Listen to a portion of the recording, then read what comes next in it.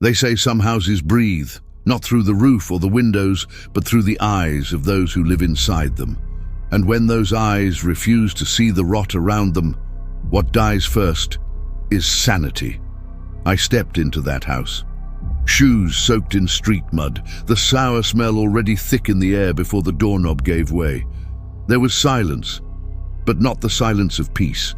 It was a full silence, alive, as if the house was about to swallow me whole, and inside, among still furniture, still portraits, and still sisters, there were other bodies, colder, more still, bodies that no longer breathed, yet still shared the bed, the blanket, the pillow. I don't know how long they slept there side by side with death, but something in that room told me it wasn't insomnia. It was devotion or madness. And even now, when I close my eyes, I still hear the barefoot steps in the hallway, slow, heavy, and always in threes. The smell came first, not the ordinary stench of poverty or decay, but something denser, more intimate, a scent that clung to the skin like ancient sorrow. Neighbors on San Martin Street in Zacatecas began to whisper. "There's something dead in that house," they said, but no one dared knock, not out of fear of the dead, but out of respect for the living women inside.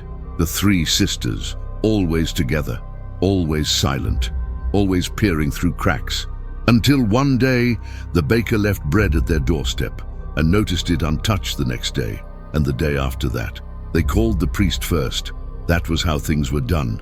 Before the police, before the scandal, came the blessing, or the attempt of one. Father Tomas arrived in the late afternoon with the sun bleeding through the roof tiles. He knocked once, twice.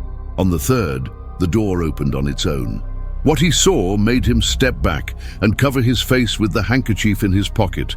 Inside, the smell was almost solid. The house was dark, but something in the air didn't feel like death. It felt like persistence. In the middle of the room, one of the sisters sat, still, eyes fixed on nothing, pale, hands folded in her lap, dress stiff but old. And beside her, on the sofa, a body, stiff, grey, deep in decomposition, dressed as if still expecting dinner, eyes closed, hands folded, as if simply resting, but that body no longer belonged to this side. The sister said nothing, not when the priest called her name, not when he crossed himself. She simply pointed down the hallway, and that's where he saw it. Another body, this one on a bed, blankets carefully tucked in, and beside it a second sister, lying down, sleeping, or pretending, her face turned toward the corpse, as if she were dreaming of someone long gone. The priest stumbled out and called the guards. 2 men entered, armed, but they didn't raise their weapons. There was nothing to fight, only something to face. The third sister was in the kitchen, cooking, a thick broth bubbling in an iron pot. There was a plate set at the table, silverware neatly placed, and across from the chair, another body, seated, slumped but still dressed with care, as if expected for dinner. 3 sisters, 3 rooms, 3 dead. No tears, no signs of struggle, no words. They simply were, as if nothing was strange, as if time had broken and the days refused to move forward. The police didn't know what to write in their report, nor the priest what to say at the sermon. It was easier to stay quiet and try to forget. Authorities removed the bodies, with gloves, with care, but there was no resistance, not from the house, not from the sisters. They allowed it, just watched, with empty eyes, but not hostile, like people surrendering something they could no longer carry. The dead were taken to the morgue, and the sisters were left behind, because no one knew what else to do with them, or what they had become. Some neighbors, curious or brave, tried to enter in the following days, but the house resisted visits. Candles blew out on their own. Watches stopped at the door. The floorboards groaned in protest, and the air grew heavier with every step. Those who reached the bedrooms all said the same thing. It felt like something was watching. Something that had known you were coming. Something that didn't want to be remembered. There were no arrests, no trial, because there was no crime. One doesn't sleep with corpses, but one also doesn't punish those who love too much, or those whose minds broke trying to hold on to presents.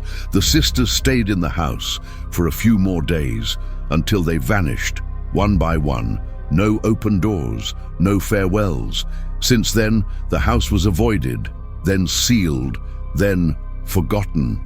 But now and then, someone swears they hear footsteps inside, 3 sets barefoot dragging, moving slowly between rooms and always stopping by the bed. The train arrived late in the afternoon, screeching over wet rails under never-ending drizzle. I stepped off in the city of Zacatecas, beneath a charcoal sky, and the landscape whispered something old, a city perched on cliffs, narrow streets like veins, the constant echo of underground mines. The city breathed between the pink stone facades and rust-colored mining cranes, as if carrying both secret and burden in a single exhale. In 1910, Zacatecas was more than a dot on the map. It was a realm unto itself, a blend of faith, sweat, superstition, and dread. Most residents lived in adobe or cut stone houses, small windows that rarely admitted direct light, and domestic altars where the Virgin Mary and the mining saints received daily candles. Silver mining still set the pace. The echo of picks, the scent of gunpowder in shafts, smoke seeping through almost unseen pipes. In that atmosphere, the supernatural found fertile ground. Alleyways murmured prayers, bells tolled for the unburied dead, and elder women whispered to keep the wind from carrying souls away. I saw traces of those fears on the miners' faces, in cracks creeping through walls, in shadows that seemed to press against the rooms from within. The church held real power there.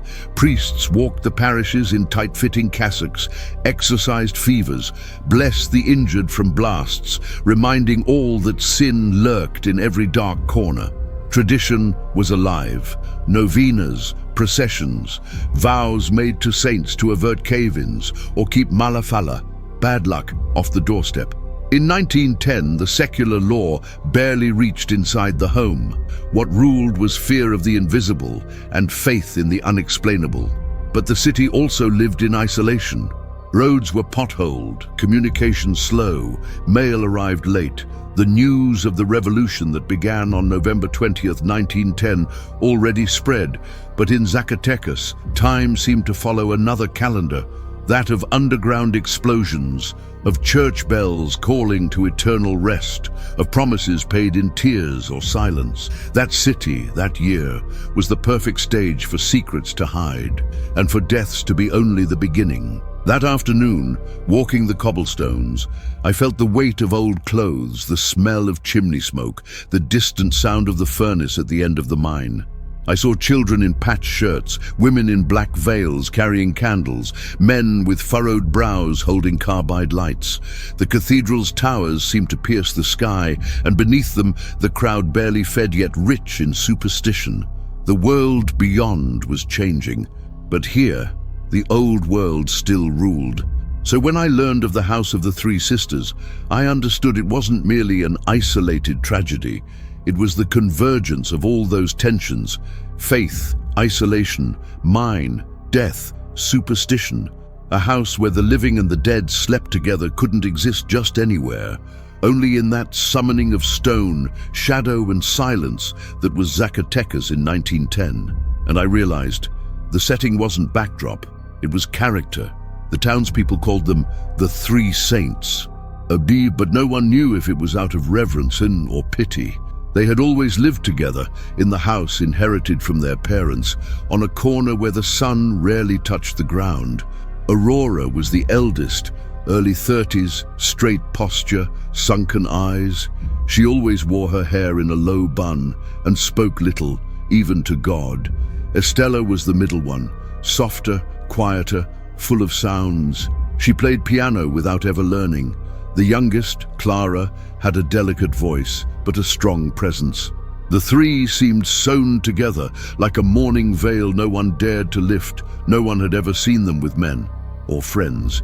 It was as if the house had been built to contain them or protect them. Aurora handled the bills, the garden, the outside world. She counted coins twice, as if afraid money might vanish. She said their parents died young, but never explained how. Estela kept the rituals, daily prayers, floral offerings for the Virgin's altar, candle routines. Clara was the mystery. She spent hours at the window, writing in notebooks she later burned in the yard.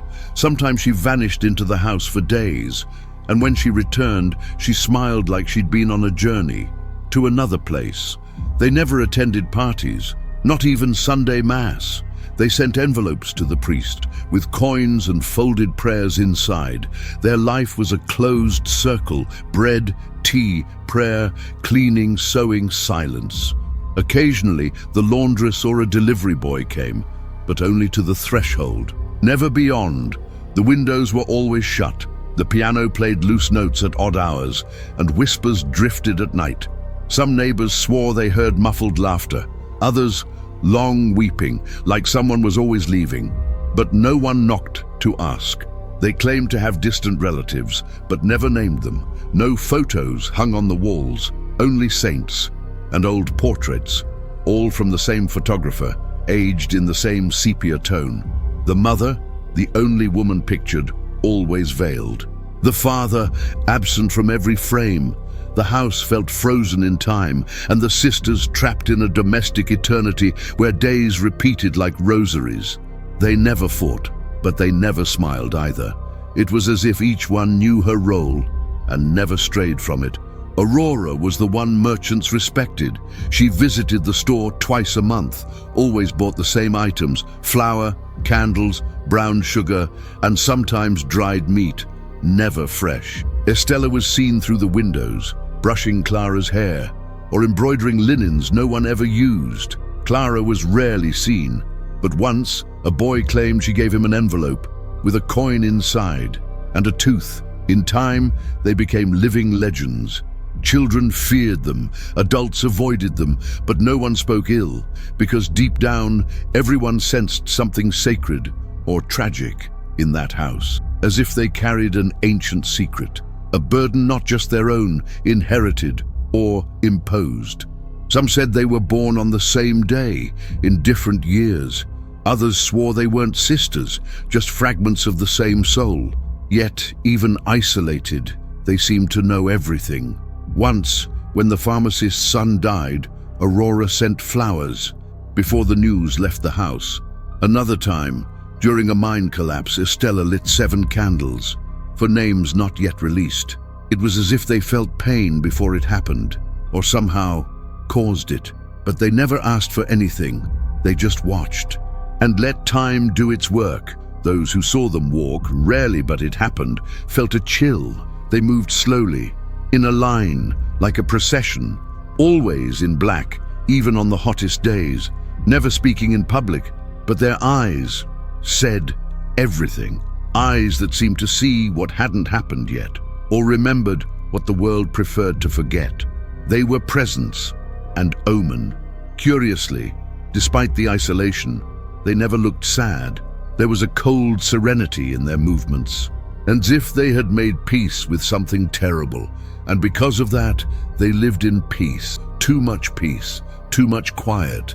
The house had no color, but no noise either, as if they were always waiting for something or someone. And when that someone came, there was no surprise. What happened next, everyone already knows. But before the horror, there was this: a contained life, rhythmic, almost monastic. 3 women who, alone, felt complete. A closed circle of faith, obedience, and waiting. The world spun outside, but inside, death had long taken its seat at the table. The 3 bodies found in the house weren't strangers, quite the opposite. And perhaps that's what made the horror cut deeper. The first, seated at the dinner table, was Don Julian, the former shopkeeper who had vanished months before. The town believed he'd fled because of debts, but there he was, dressed for supper, his shirt buttoned, his hair combed. The body, though dried, still held traces of dignity, as if it had been cared for, as if someone had prepared him for sleep and kept him there waiting for something or someone. The second corpse lying beside the middle sister was younger, believed to be a seminarian, perhaps Jose Maria. a young man who disappeared during the town's patron saint festival the previous year. They thought he'd run away with a woman or fallen into the quarry well, but no, there he was, his robe folded neatly over his chest, hands clasped as if in prayer, his face serene as if he had accepted the end. But one detail no one forgets: a white ribbon was tied around his neck, carefully knotted, no signs of struggle. The third body caused the greatest shock: a woman, close in age to the sisters, her dress stained, not with blood but with blue ink, a rosary tangled in her stiff fingers. Some thought she was a distant cousin, others an old friend. But no records existed, no letters, no photos, no name. She lay on the sofa, her head resting on the eldest sister's shoulder, as if she'd fallen asleep mid-conversation or mid-farewell. None of the bodies showed clear signs of violence, no open wounds, no visible trauma. Despite being dry and pale, the skin lacked any marks of abuse. What stood out was the state of preservation. Yes, there was decay, but less than expected. City doctors, upon examining the remains, found traces of herbs, resins, and old balms, ingredients no longer used since the prior century. Some had antiseptic qualities, others were purely symbolic. Everything pointed to one fact: the bodies had been tended to, like relics. The real question was, why were they there? Not buried, not in coffins, but inside the house, at the table, in the bed, on the sofa, sharing the space of the living, with candles, cloths, and prayers. As if the line between life and death had dissolved, as if, for those sisters, death wasn't absence, but another form of presence. The investigation didn't go far. Records matched the faces of at least 2 of the deceased, but the sisters wouldn't speak. They only smiled, lowered their eyes, and said, "They're at peace." Nothing more. They never said how they died, or when, or if they helped them cross over, or simply accepted it. Older neighbors remembered that Don Julian used to bring wine and bread to the sisters every Friday. Some said he was devout, others lonely. No one imagined he would remain, even after death. As for the seminarian, he'd been seen talking with Clara in the months before he vanished. Rumor had it she left letters for him at the church door. No one ever read them. Only that, at some point, he stopped showing up. The unknown woman remains the greatest mystery. No missing persons matched her. No one recalled any visitor at the house, but one elderly gossip swore she once saw Estela waving from the window to a woman no one ever saw again. The dead woman's face bore a strange resemblance to the sisters. Same skin tone, same eyebrow shape. Was she a 4th sister, or someone who wanted to belong and was accepted? What struck most was the calm, the natural way the bodies were placed. No urgency, no improvisation. Everything was ritual, ceremony, as if these deaths had been anticipated or welcomed, and somehow folded into daily life, as if life in that house had learned to live with death, not as enemy, but as guest. To this day, no definitive answer exists. Medical reports were inconclusive. The police gave up. The church stayed silent, and the sisters vanished shortly after. What remained was the feeling that those bodies weren't there by accident. They were there by choice, by affection, by pact, or by love. Whatever the answer was, it was buried with them. Or perhaps it still breathes inside the house. In the first week after the discovery, silence spread, but then came the whispers, and the whispers turned into rushed prayers, eyes averted, crosses drawn mid-air. Some said the sisters weren't bound by blood, but by a curse, that they were born in the same convent during a cursed birth, and a mad nun whispered a forbidden name into their newborn ears. Others claimed their mother was buried pregnant, and that 3 wombs grew underground. The story changed from house to house, but all had one thing in common. The sisters weren't just strange, they were marked, as if they were born to carry the dead. An old miner, hands blackened by years underground, swore he saw the sisters at his father's wake when they were still children, and that night the body disappeared from the coffin. No one believed him back then. But after the discovery, they listened again. An older woman said Clara, the youngest, once whispered to her the exact date she'd lose her husband. And she did. A hunting accident in the forest. No witnesses. Some began to say the sisters didn't just live with death, they predicted it, or worse, chose it. At the market, vendors began tying red ribbons to their stalls. They said it was to ward off eyes from inside. No one explained what that meant, but everyone understood. At school, children invented a game called The One Who Sleeps with the Dead. One would lie on the ground. The others stood around her, whispering promises. The priest banned the game, but it continued in alleys, behind houses, and in dreams. Without realizing it, the town had absorbed the sisters, and with them, the belief that the end could live among us. Some saw them as witches, others misunderstood saints, but no one saw them as mere women anymore, and that was the scariest part. Some swore the house wasn't made of bricks, but of bones, and at night it changed shape. They claimed to hear chanting from the chimney, candles on the altar lighting by themselves, and the elders simply stayed silent, as if they knew more than they wanted to remember, or feared that speaking would be the same as summoning. One night, after the fog rolled in, a child vanished behind the house. They searched for days. Nothing. No footprints. No sound. All they found was a doll, made of black cloth, with 3 faces stitched on the same fabric and a cord tied around its neck. Those who saw it said, "It looks just like them." The doll disappeared from the police station the next night, and no one ever mentioned it again. A new theory rose, that the bodies found were only some of what the house held, that others were hidden in the walls, beneath the floors, in the yard. A child claimed to have dreamed of a basement, though no one had ever mentioned a basement. She described stone stairs, candles on the walls, and someone with sewn eyes waiting at the bottom. Just a dream, they said. But the girl went mute for weeks, and her mother began sleeping with a knife under her pillow. Theories spread like fungus. Some believed the sisters belonged to an ancient cult, older than Catholicism, hidden in veils and carved into statues' eyes. Others believed in a pact, that they kept the dead close to postpone their own end, that only by tending to the bodies were they safe, that if they stopped, it would be their turn. And some believed death itself was the link, the bond between them and whatever comes next. The town's sheriff eventually banned all public mention of the sisters. But it was too late. Fear had already settled in, and fear tells the best stories. In the cantinas, new songs emerged, lyrics about eyes that never close and dinners with the dead. The musicians didn't know where the words came from. They just appeared, they said, as if whispered by the house itself, or by whoever still lives inside it. Some claimed they saw the sisters walking through town, same clothes, same steps, same silence, but when they followed, there was nothing, just shadow, or the sound of their own footsteps, returning. One woman swore she dreamed of Aurora, the eldest, standing at the foot of her bed.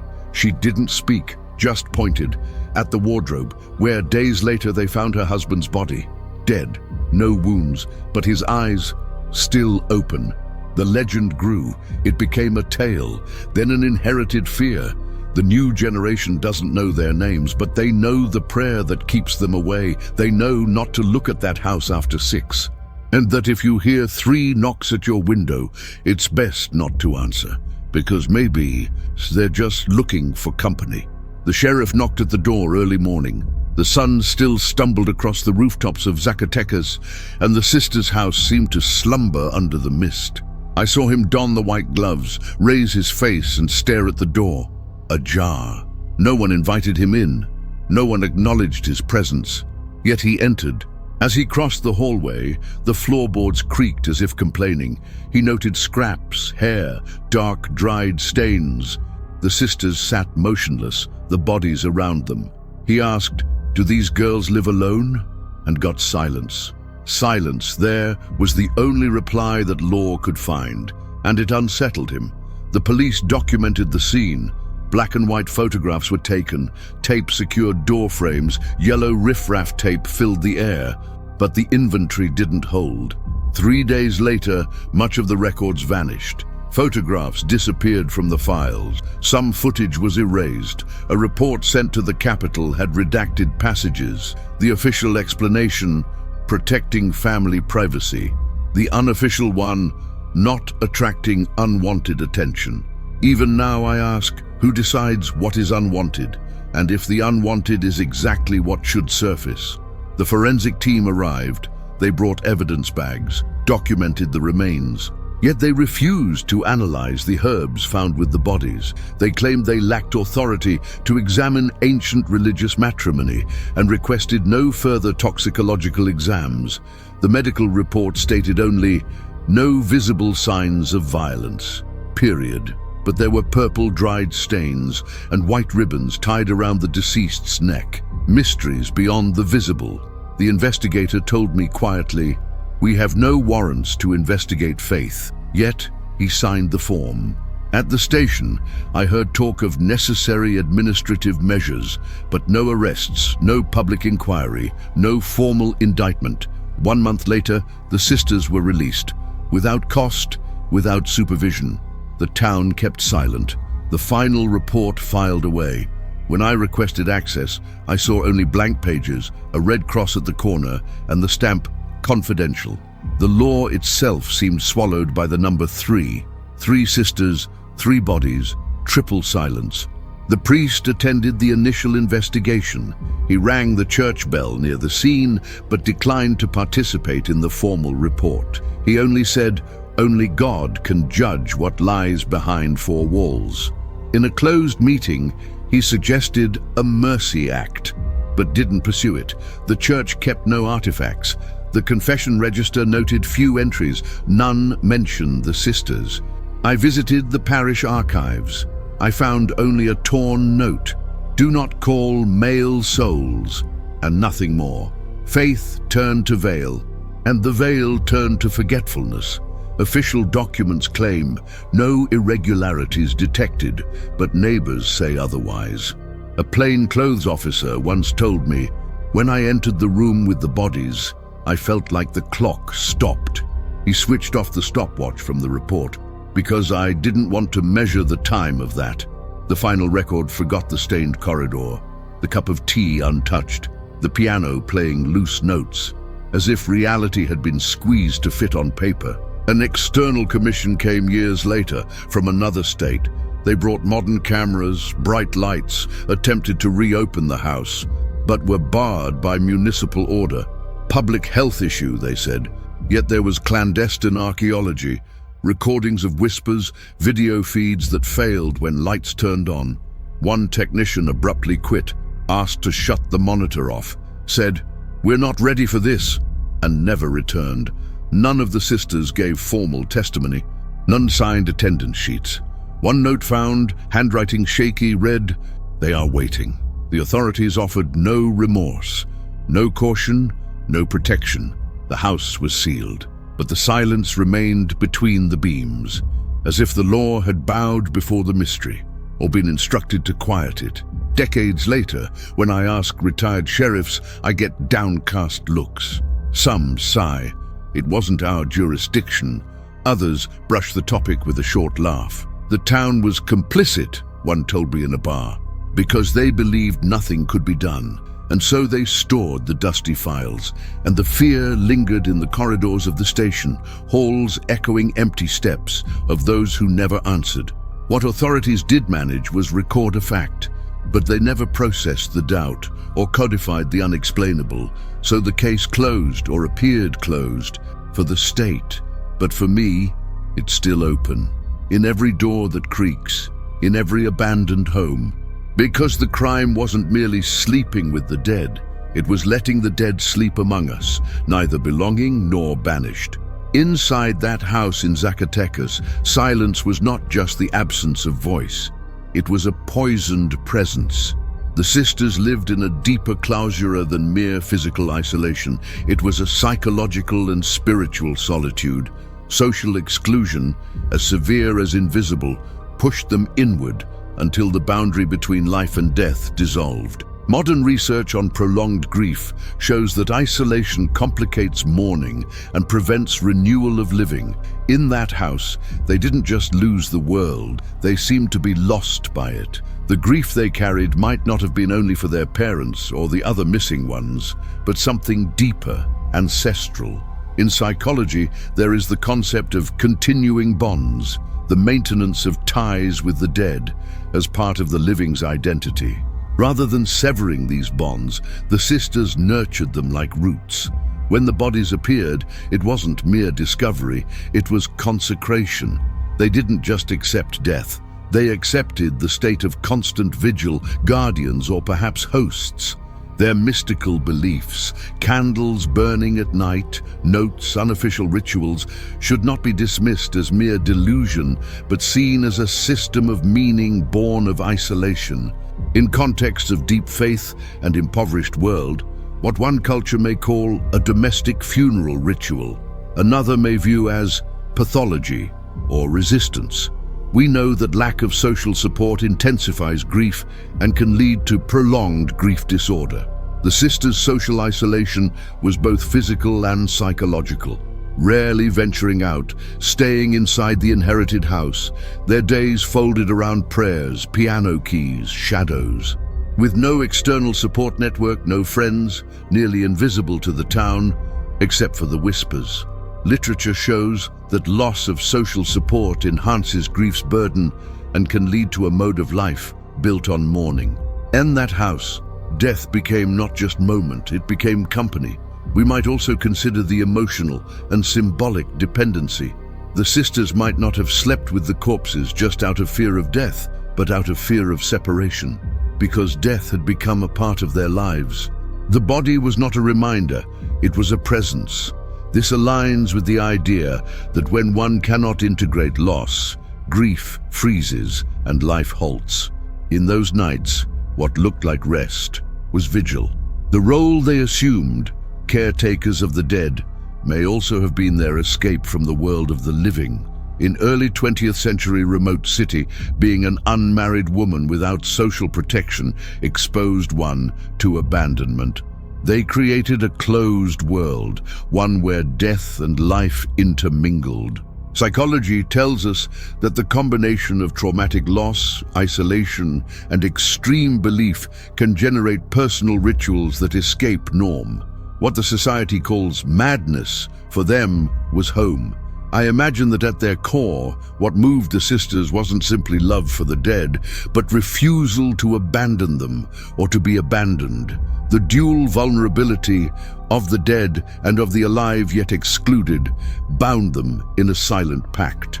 Grief studies indicate that when loss is sudden or violent, the risk of prolonged grief disorder increases. The deaths of others became a mirror to their own fragility. Their religious beliefs also played a central role. In a city steeped in tradition, penitence, and saint promises, the sisters lived in the tension between service and sacrifice. Perhaps they believed that by keeping the bodies near, they were fulfilling a vow, saving or sacrificing themselves. In psychology, ritual can serve as meaning mechanism in face of absurd, but also a symbolic prison.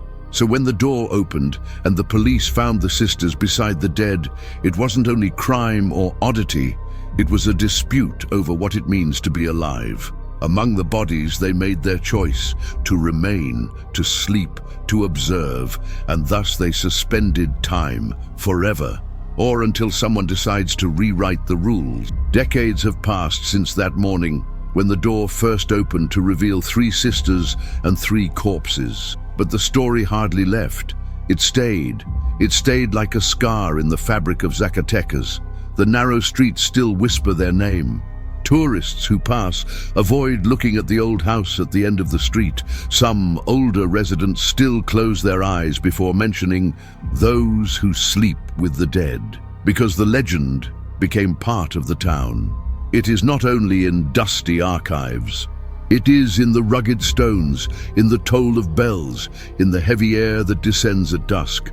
And it keeps saying that there are limits our common sense cannot reach, and that, in silence, can be crossed. The legacy was not simply a story told to frighten. It became a symbol of something older than the house, denser than despair. It turned into warning. Beware solitude. Beware of those who stay to care. Beware of the thin line between devotion and delusion. In the modern world, we may call it prolonged grief disorder, or breakdown of social network, or untreated trauma. But back then, it was sin, and the town understood that when sin is internal, it sometimes does not shout, it whispers, and a whisper eventually becomes lament. In documentaries, in folklore books, on internet pages, the story of the three sisters spread. It crossed borders, from penances carried by wind to film cancelled by curse. Versions change, names vary. The dead sometimes number 4 or 5, but the core remains. 3 women, 1 house, death as a shared bed.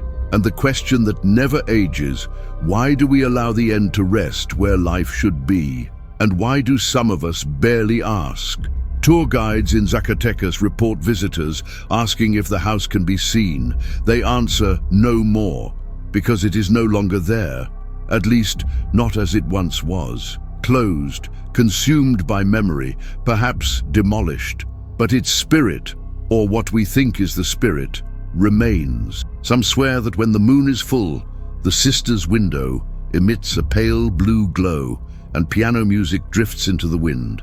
And those few who stop to listen speak of silent tears, slow breathing, footsteps that no longer belong to the living world.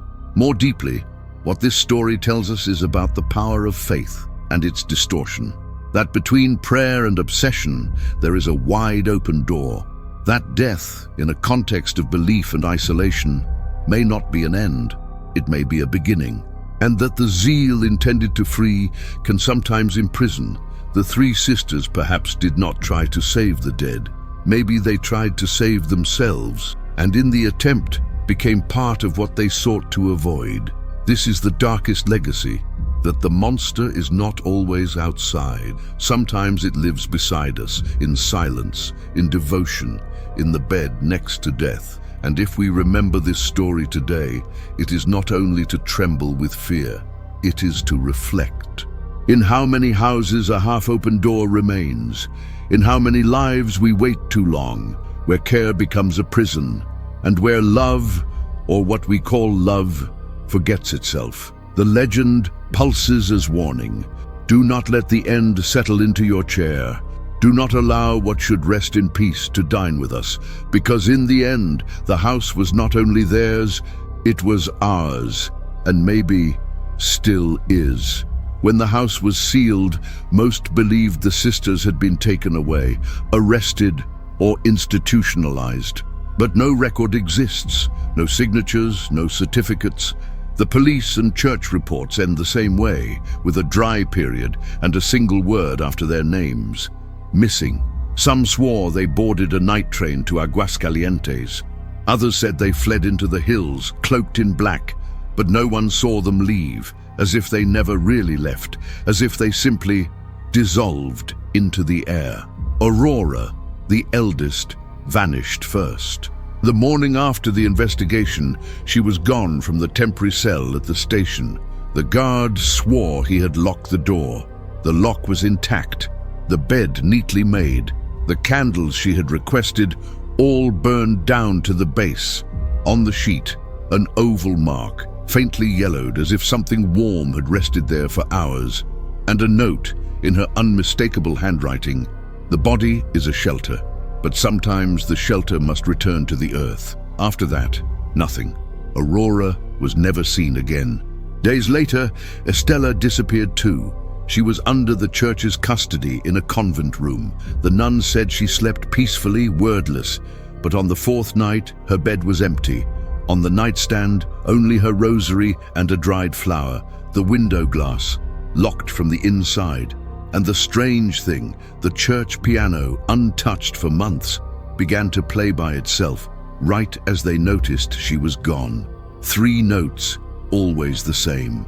Slow, mournful, familiar to anyone who had ever walked past the sisters' house. The youngest, Clara, was last.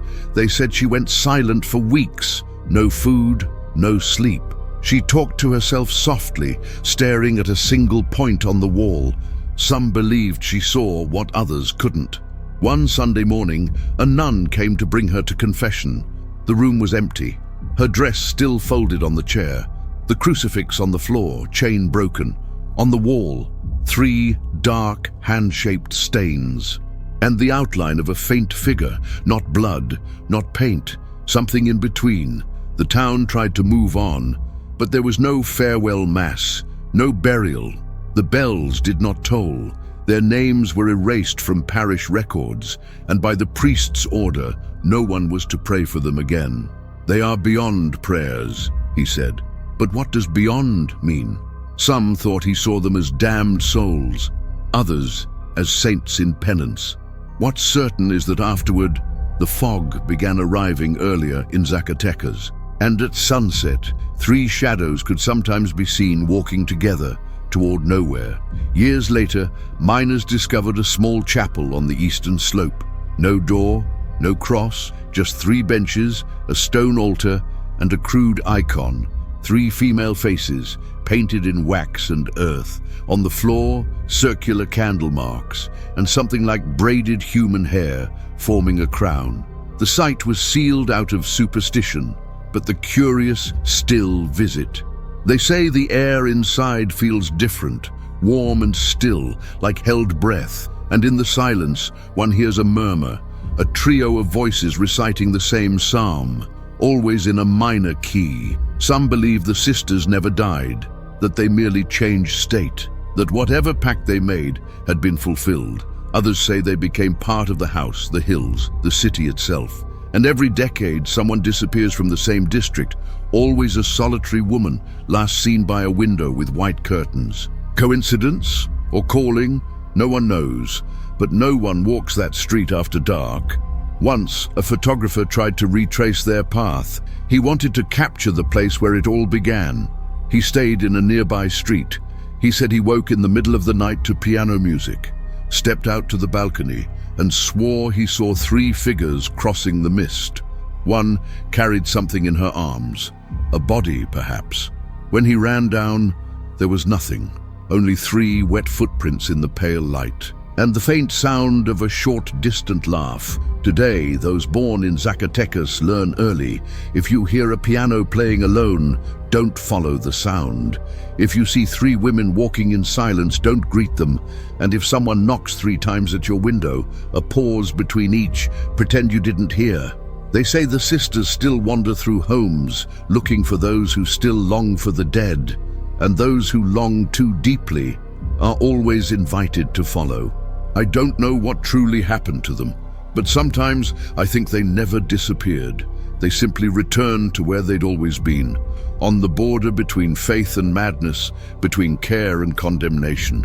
And perhaps the one who sleeps with the dead is not the body, but the heart, unable to say goodbye.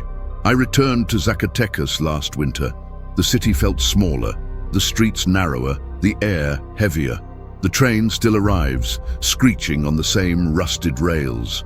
But no one speaks of the sisters, not the guides, not the priests, not the old ones on their doorsteps.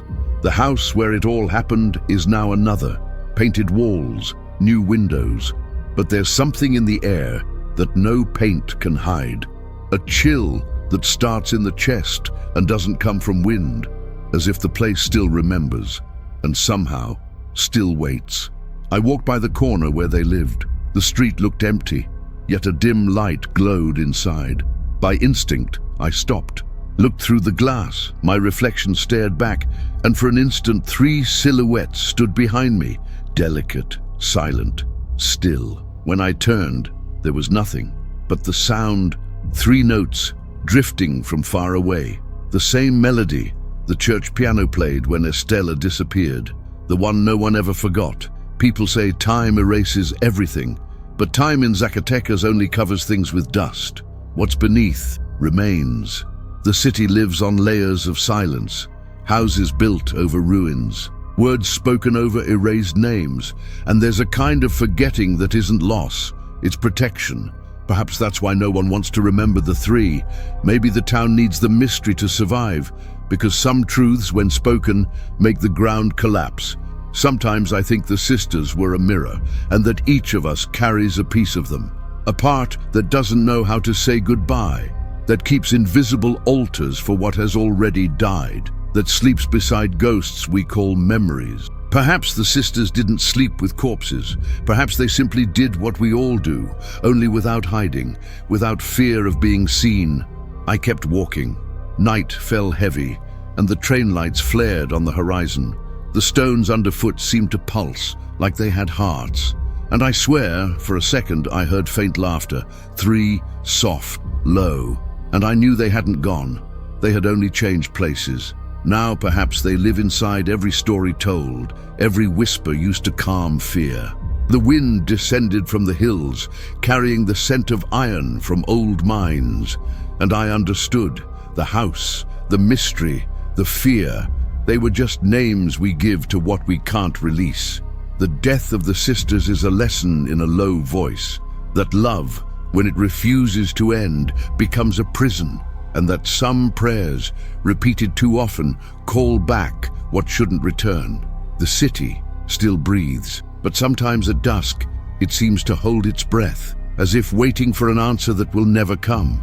On my last day, I stopped by the church. The candles were lit, though there was no mass. An old woman prayed, kneeling. I asked if she remembered the three. She smiled, without opening her eyes, and said, "Son, no one forgets what never left," then went back to her prayer.